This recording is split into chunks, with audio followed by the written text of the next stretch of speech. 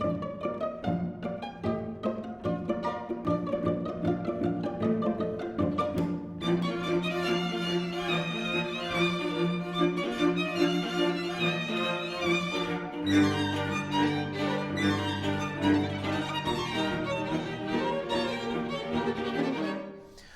était resté sur l'idée que les patients, à un stade modéré à sévère de la pathologie, n'étaient plus capables d'apprendre quoi que ce soit de nouveau. Et puis là, d'un seul coup, il y a ces ateliers d'apprentissage de chants nouveaux et ça marche. On voit que les patients mémorisent les mélodies des chansons et sont capables même de les restituer spontanément. Alors ça, c'est un choc.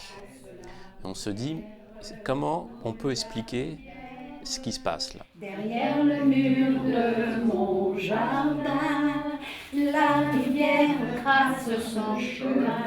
Là, il y a un espèce d'apprentissage inconscient qui se produit.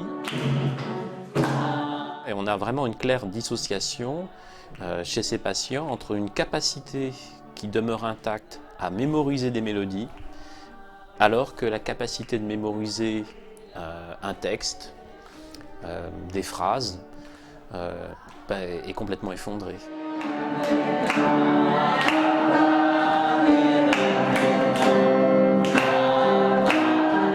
Alors comment on peut expliquer cet effet-là dissociatif?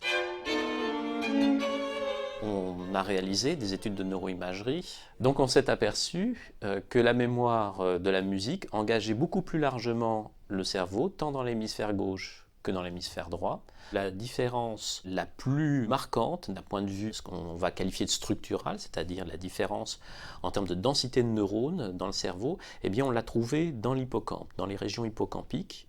Alors ça nous intrigue beaucoup parce que l'hippocampe, évidemment, c'est une région clé dans la mémoire. Et est-ce que quand on est musicien âgé et qu'on a continué une pratique musicale, on a préservé son hippocampe, éventuellement des effets négatifs du vieillissement cérébral?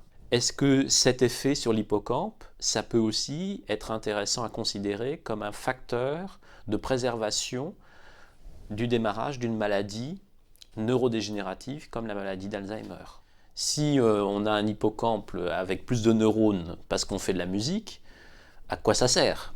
Est-ce que c'est juste un effet collatéral de la pratique musicale qui n'a pas, en fin de compte, ne permet pas de gain du point de vue de la mémoire ou d'un point de vue d'un comportement particulier, ou est-ce que, au contraire, c'est corrélé avec un gain comportemental et en particulier dans le fonctionnement de la mémoire?